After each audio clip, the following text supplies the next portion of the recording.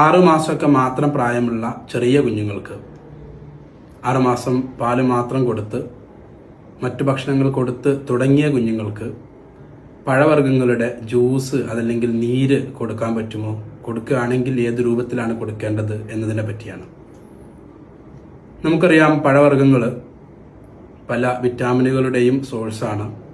ഉദാഹരണത്തിന് orange, mosambi പോലത്തതൊക്കെ vitamin സിയുടെ സോഴ്സാണ്. അതുകൊണ്ട് തന്നെ കുട്ടികൾക്ക് 6 മാസം തൊട്ട് 1 വയസ്സ് വരെയുള്ള കുട്ടികൾക്ക് ഫ്രൂട്ട്സിൻ്റെ നീര്, ജ്യൂസ് കൊടുക്കുന്നതിൽ തെറ്റില്ല.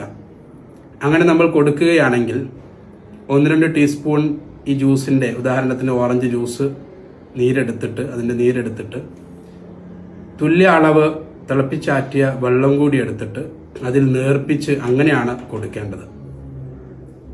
അങ്ങനെ കുട്ടി ഏകദേശം 50-60 മില്ലിയൊക്കെ ഇങ്ങനെ നേർപ്പിച്ച പഴത്തിൻ്റെ ജ്യൂസ് കുടിക്കുകയാണെങ്കിൽ, പ്രത്യേകിച്ച് പ്രശ്നങ്ങളൊന്നും കാണുന്നില്ലെങ്കിൽ, കുട്ടിക്ക് നേർപ്പിക്കാത്ത പഴത്തിൻ്റെ ജ്യൂസ് നേരിട്ട് തന്നെ കൊടുക്കാവുന്നതാണ്. നാം ശ്രദ്ധിക്കേണ്ട മറ്റൊരു കാര്യം, ഇത്തരം പഴങ്ങളുടെ ജ്യൂസ് ഒരിക്കലും ചൂടാക്കി കൊടുക്കരുത്. ചൂടാക്കിയാൽ സ്വാഭാവികമായും അതിനുള്ളിലുള്ള വിറ്റാമിനുകളും മറ്റ് പോഷക പദാർത്ഥങ്ങളും ഡാമേജ് ആവാൻ സാധ്യതയുണ്ട്.